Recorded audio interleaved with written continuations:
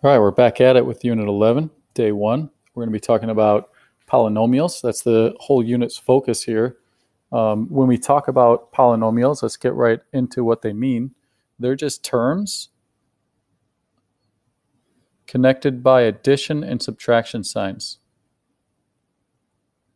Addition and subtraction signs. So anytime you see a plus sign or a minus sign, it's splitting up a term with another term. So what is a term? This would be a number by itself or a number with a variable connected to it. Those are what terms are. So those are always the pieces of our equations and our expressions are these things called terms. So how many terms do we see in this next space? So it says how many terms are there in A? Well, we have this 2x, we have this minus 3x, and we have a plus 4. So if you notice, I see that there's a plus sign and a minus sign separating the terms out. And then that sign always goes with the number that's to the right of it. So there's 3 for this one. For this 5x minus 1, I have a 5x, and I have a minus 1. So that should be 2 terms right there. And then 3xy, I don't see any plus or minus signs, so there's only 1 term. So those are how many terms we have for those 3 examples. The blank, and this is the degree, is the highest exponent you see.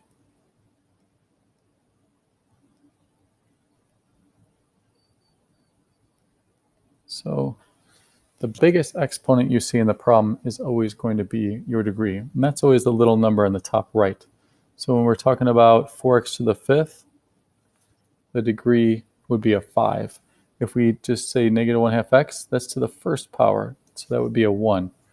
For this 5, I don't see a variable with an exponent, so that degree is 0. This one that has this number up in the right corner, that would be a 3. So those are all your degrees. So now we can name expressions based on their degree and how many terms they have. Okay, so we can come up with specific names for those. So if we have something raised to the the 0 degree, like this number 5 that we had for C, okay, what would we call that? Well, we would call that a constant because it doesn't change. It doesn't have a variable attached to it. There's going to be nothing that changes that 5 to anything else because there is no other variable, no other exponent. Anything to the first degree, we call those linear equations. So that's something that we graphed a lot. So like when we had y equals 2x plus 1, y equals negative x plus 3, anything with an x to the first, we always created a line for us when we graphed it. Anything to the second degree, we're going to learn about at the end of this unit, the end of this chapter semester. It's called a quadratic equation. Okay, so anything to the second degree, we call it quadratic. Anything to the third degree, we name that as a cube or cubic. Fourth is named quartic.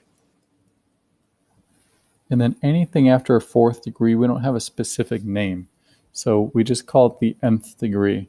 So if there was like a 5 down here, we would say 5th degree. If there was a 6, we'd say 6th degree, and so on and so forth. We just continue to go down. So now in the number of terms, we have specific names for how many terms are there. So if there's only 1 term, like up above, I think it was, 3xy, we would call that a monomial. So there's only 1 term there. So mono, I think you guys learn in science, means 1. The term for 2, the name for 2 terms is binomial, because bi means 2. And then for 3, that's trinomial, because tri means 3. Hopefully you've learned that by now, and if you haven't, you're going to soon. Then anything after a 3, we just say poly, because that means more than 1. So polynomial would be our name for anything that's more than 3 terms. So now it's asking us to classify it by name down below. So first off, it's asking for the degree. So this degree is 8x to the first. So that degree is a 1. If we classify it by degree, we call that a linear expression. The number of terms, well, I see this minus sign, so that means it separates 2 terms at least. So there's 2 there, an 8x and a -4, so there's 2. And what do we call something that has 2 terms? Well, if we look right up above that, that is binomial. The second one down, I see a 2 for the biggest exponent, so that would be my degree. Anything that's raised to the second power in the table above, we use the word quadratic. The number of terms, we have this x squared, we have a plus 3x, and we have this plus 6. So there's 3 terms, and we call that a trinomial.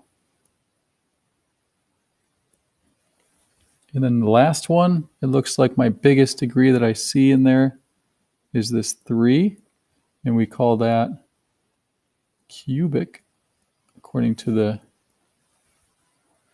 table up above. And then if we look at how many different terms there are, we have this one, we got this 5x squared, we got this -x, and we have this -3. So it looks like there's 4 different terms, and for 4 or more, we just name that a polynomial. We don't have a specific name, just poly. Means more than 3 essentially in this case. Okay, so press pause if you need more time, and then we're going to go on to the next page. The next page is asking us to add or subtract polynomials. When we add or subtract, we want to put them in what's called standard form. And that just means from biggest to smallest exponent.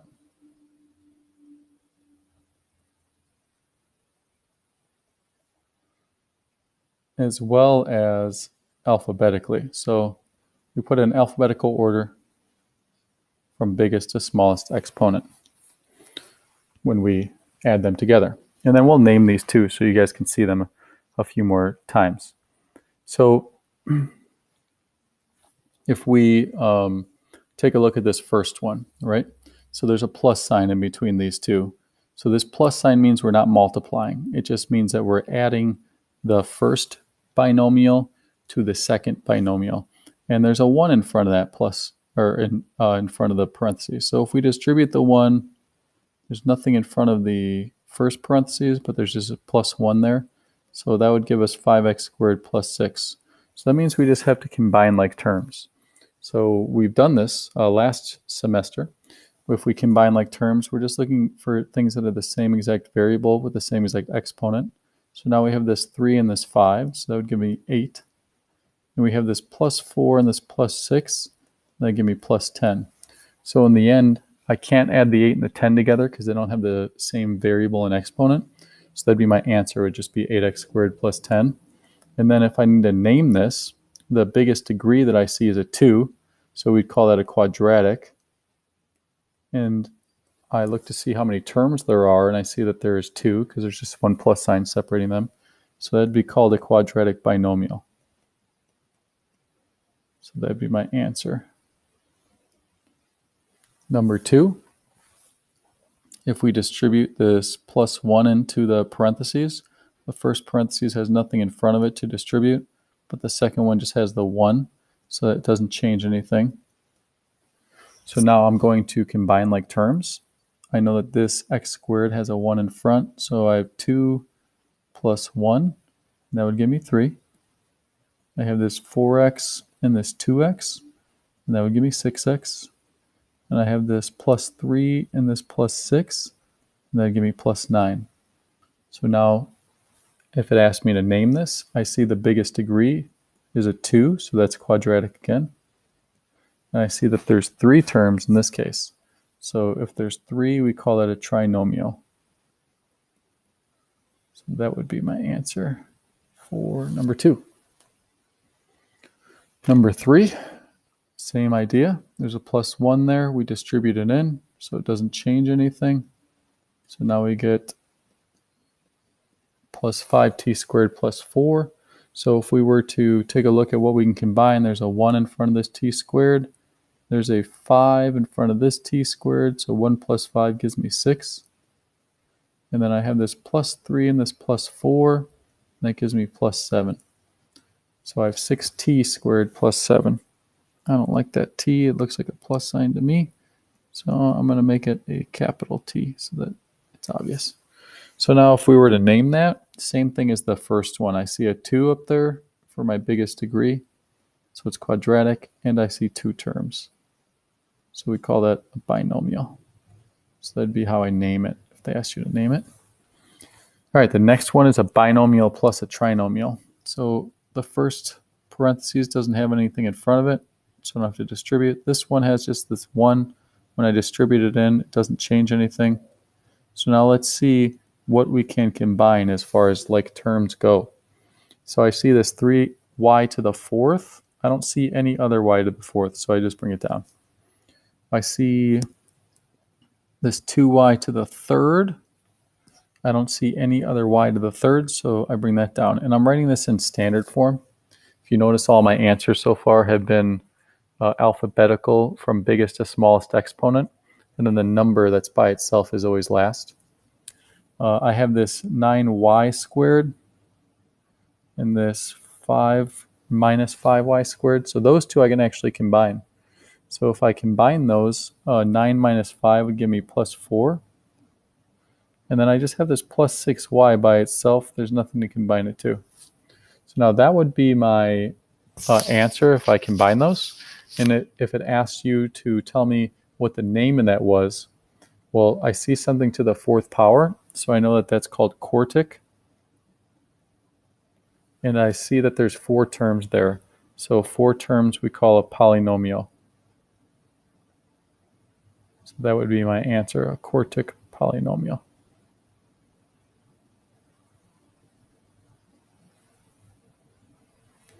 So that's all my adding.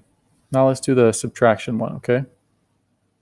So now if we needed to subtract, we see that there's still a 1 there, and that means we got to distribute a minus 1. So there's nothing in the beginning in front of the first parentheses, but in the second one there's this minus 1. So that means that these signs would flip inside the second parentheses. So now it becomes negative 4 into the third minus 1n squared. Now we do the same thing where we combine like terms. So I have this 12 and this minus 4, and I get 8. Then I have this plus 3 and minus 1, and I get plus 2. So then from there, if it asks me to name that, anything to the 3rd power we call cubic, and there's 2 terms, so that's a binomial.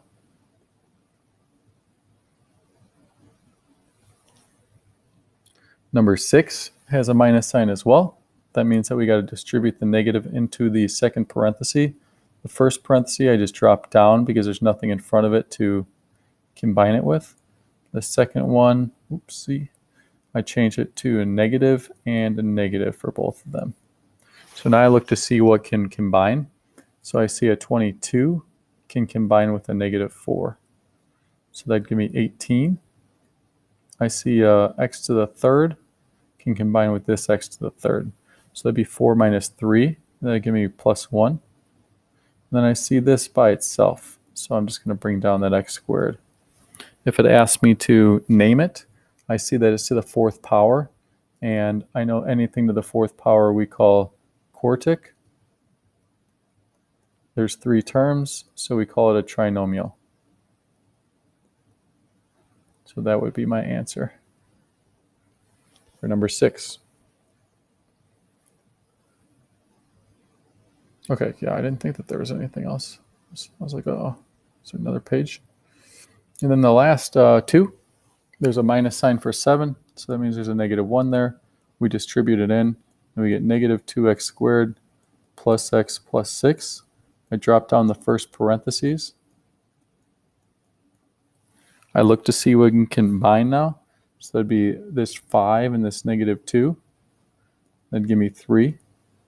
This plus 3 and this plus 1 would give me plus 4. And then this plus 2 and this plus 6 would give me plus 8. So now if I were to name this to the second degree, that's my degree, that's quadratic. And then there's 3 terms, so that's a trinomial.